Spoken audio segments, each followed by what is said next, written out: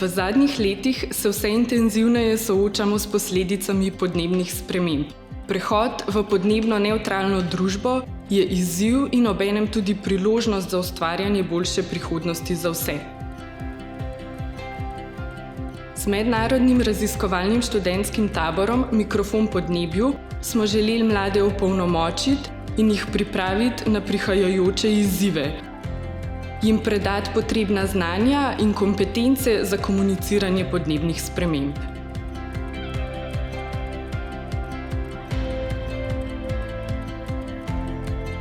Sem se odločila za udeležbo na taboru Mikrofon podnebju, zaradi tega, ker me je zanimalo, kakšne perspektive imajo različne stroke na podnebne spremembe. Se mi zdi, da bo to pomembno, ne glede na to, kaj se bom odločila v življenju delati, kakšno službo bom imela. Vsebine, ki jih imamo na taboru, so mi že zdaj dale nekaj, recimo izobrazbe, ki je prej nisem imela, zato da lahko lažje argumentiram, zakaj so nekatere prakse za reševanje podnebnih sprememb pomembne. Hkrati pa jaz se bom lahko s tem spopadala tudi, recimo, če bom delala v kakšni nevladni organizaciji, v podjetju. The purpose of my presentation was to show the students some of the good practices and not so good practices of climate change communication.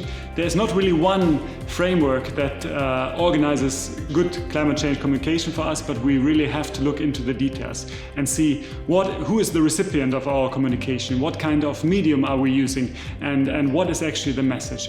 I highlighted in the end that it's very important to look at the different roles the receivers of communication can have. They're not only consumers, they're also active citizens. They invest, they're part of family and friends, they're part of a bigger organization.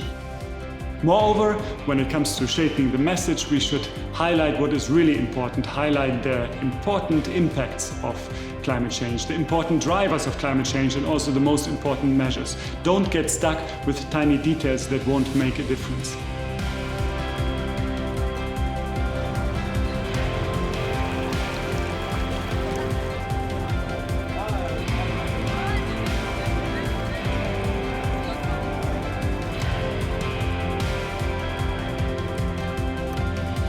Torej, meni se zdi zelo fajn, da smo prišli na ta tabor ljudje iz različnih strok, ker se mi zdi, da spoprijemanje s podnebnimi spremembami zahteva vključevanje več strok različnih deležnikov, od antropologov do sociologov, do novinarjev, do biologov.